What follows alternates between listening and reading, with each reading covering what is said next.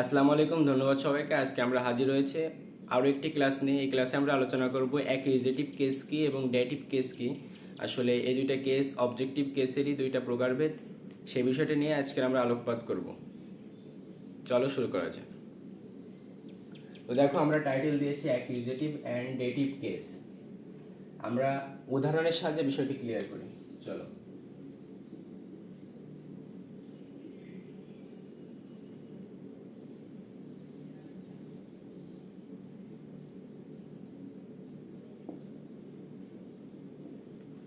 তো দেখো যে এখানে গিভ ভার্বের দুইটা অবজেক্ট রয়েছে। একটা হচ্ছে মি, যেটা হচ্ছে ইনডিরেক্ট অবজেক্ট, এবং এ পেন, যেটা হচ্ছে ডিরেক্ট অবজেক্ট।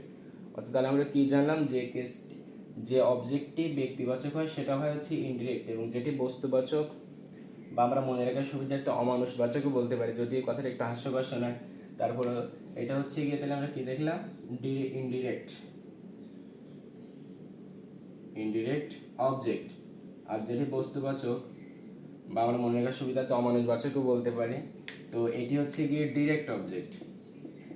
কি অবজেক্ট? এটি হচ্ছে গিয়ে ডিরেক্ট অবজেক্ট। এখন দেখো যে এখানে মি এবং এ পেন দুইটাই কিন্তু অবজেক্ট, এবং সেটি এই গিভ ভার্বের অবজেক্ট। আমরা জানি যে give verb double object carry করতে পারে। তো গিভ ভার্বের মতো আরও অনেকগুলো ভার্ব রয়েছে যারা ডাবল অবজেক্ট নেই। তো আমরা উদাহরণের সুবিধার্থে গিভ ভার্বটা নিয়ে শুরু করেছি, আর এটি দিয়ে আমরা ব্যাখ্যা করব, এবং অনুরূপ যে ভার্বগুলো রয়েছে সেগুলো একই কাজই করে থাকে। তো এখন আমরা একটু আগে বললাম যে অ্যাকিউজেটিভ এবং ডেটিভ এটা হচ্ছে অবজেক্টিভ কেসে দুইটা শ্রেণী বিভাগ। তো সেই শ্রেণী বিভাগ আমরা দেখে আসি। তো দেখো যে এই যে মি ইনডিরেক্ট অবজেক্ট, এটিকে বলা হচ্ছে গিয়ে ডেটিভ কেস, এবং এ পেন এটিকে বলা হচ্ছে অ্যাকিউজেটিভ কেস। অর্থাৎ আমরা যদি খেয়াল করি তো দেখবো যে কোনো একটা ডাবল অবজেক্ট ক্যারি করে এমন ভার্বের যে বস্তুবাচক অবজেক্টটা রয়েছে, অর্থাৎ ডিরেক্ট অবজেক্ট রয়েছে, সেটির কেস হচ্ছে গিয়ে অ্যাকিউজেটিভ কেস, এবং যেটি ব্যক্তিবাচক রয়েছে অর্থাৎ ইনডিরেক্ট অবজেক্ট, সেটির কেস হচ্ছে গিয়ে ডেটিভ কেস। তো তাহলে লিখে ফেলি, এটির কেস হচ্ছে অ্যাকিউজেটিভ কেস।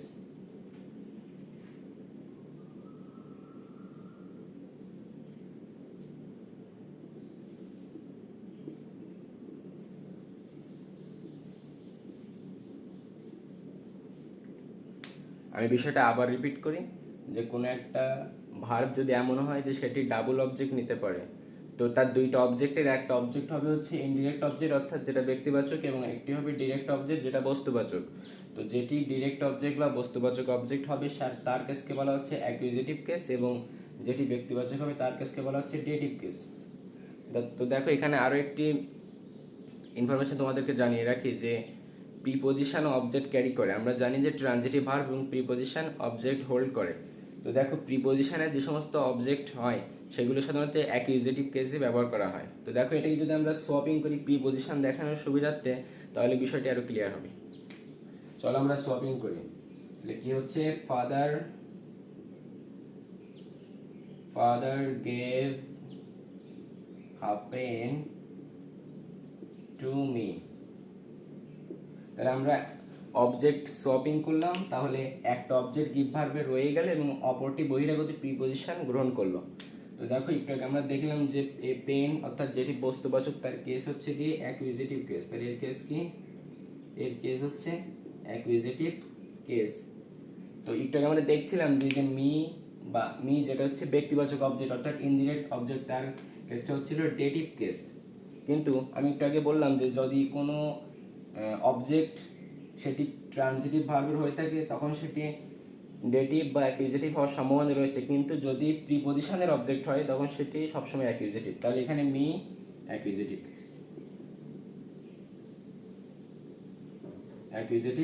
কেস। তাহলে ভালো করে বুঝতে হবে যে যদি ট্রানজিটিভ ভার্বের ডাবল অবজেক্টের মধ্যে ব্যক্তিবাচক কোনো অবজেক্ট থেকে থাকে সেটিকে বলা হচ্ছে ডেটিভ কেস, কিন্তু ওই ব্যক্তিবাচক অবজেক্টটা যদি আবার কোনো বহিরাগত প্রিপোজিশনের অবজেক্ট হয় তখন কিন্তু সেটি অ্যাকুইজিটিভ কেস। অর্থাৎ আমরা মনে রাখবো সাধারণভাবে যে যদি ব্যক্তিবাচক হয় তাহলে indirect object dative case transitive ভার্বের ক্ষেত্রে, আর যদি বস্তুবাচক হয় তাহলে সেটি ডিরেক্ট অবজেক্ট অ্যাকুইজিটিভ কেস। কিন্তু যদি প্রিপোজিশনের অবজেক্ট হয়, হয় সেটা বস্তু অথবা ব্যক্তি, তখন সেটি হবে অ্যাকুজিটিভ কেস। আচ্ছা, চলো যে এই ডেটিভ কেসের আবার দুইটা শ্রেণী রয়েছে। আসলে এটা শ্রেণী অনেকটা শ্রেণীর মতোই। তো সেটাকে বলা হচ্ছে, একটা হচ্ছে dative of interest, dative of interest, আর অপরটি হচ্ছে কি dative of disinterest, dative of disinterest. এখন ভালো করে দেখো যে ডেটিভ মানে আমরা বুঝলাম যেটি ব্যক্তিবাচক বা ইনডিরেক্ট অবজেক্ট, তার সম্পর্কে, ইন্টারেস্ট মানে তার অ্যাডভান্টেজ সম্পর্কে আলোচনা করা হবে, এবং ডিসইন্টারেস্ট হচ্ছে তার যেটি যন্ত্রণা বা পেইন দেয় এরকম কোনো বিষয় সম্পর্কে আলোচনা করা হবে। তো চলো আমরা দুইটা উদাহরণ দিয়ে এই দুইটা টার্মকে একটু বুঝে আসি। তো প্রথমটার জন্য উদাহরণ হচ্ছে এ give me a new shirt.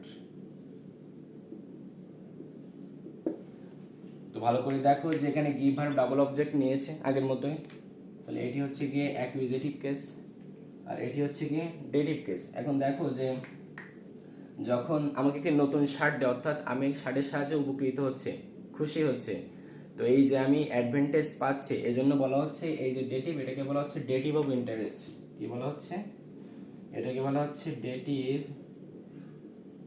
Of interest. আবার যখন আমরা এটিকে শপিং করব,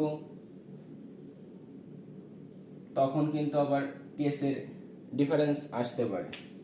তো এবার আমরা দেখব যে ডেটিভ অফ ডিসইন্টারেস্ট। আমরা প্রথমে দেখলাম ডেটিভ অফ ইন্টারেস্ট, সেটা হচ্ছে give me a new shirt. তো এখানে এটা অ্যাকুজিটিভ কেস, এটা ডেটিভ কেস, এবং যেহেতু এখানে মি এর একটা সুবিধা বোঝাচ্ছে, তখন সেহেতু এটা হচ্ছে ডেটিভ অফ ইন্টারেস্ট।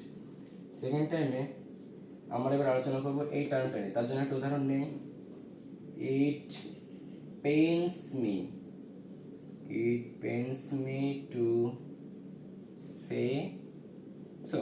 উদাহরণ একটা নিলাম। তো এখানে দেখো যেখানে বলা হচ্ছে এটা অবজেক্ট হয়েছে, তো এখানে মি আমরা ব্যক্তিবাচক অবজেক্ট সাধারণত দেখলাম, তো সেটা হচ্ছে গিয়ে এখানে ডেটিভ কেস, ডেটিভ কেস। তাহলে এখানে দেখো যেখানে বলা হচ্ছে ইট পেইনস মি টু সে, অর্থাৎ এটি বলতে আমাকে যন্ত্রণা পোহাতে হয় বা যন্ত্রণা পেতে হয়। তো এখানে কিন্তু কোনো অ্যাডভান্টেজ বোঝাচ্ছে না, এখানে উল্টো এই মেয়ের জন্য যন্ত্রণাদায়ক বা ডিসঅ্যাডভান্টেজ বলে এরকম কিছু বোঝাচ্ছে। তো এটাকে বলা হচ্ছে ডিসঅ্যাডভান্টেজ। তো এটাকে বলবো ডেটিভ কেস অফ ডিসইন্টারেস্ট। অর্থাৎ আমরা যদি খেয়াল করি যে ইন্টারেস্ট বা অ্যাডভান্টেজ যাতে কোনো কিছু বোঝায়, তাহলে সেটি হবে হচ্ছে ডেটিভ অফ ইন্টারেস্ট, যেমন এটি।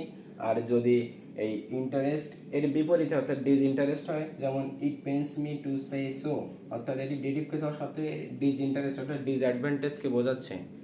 তাহলে আমরা আজকে সারাংশটা দেখে নেই। অবজেক্টিভ কেস দুই প্রকার, একটা হচ্ছে অ্যাকিউজেটিভ কেস, একটা হচ্ছে ডেটিভ কেস।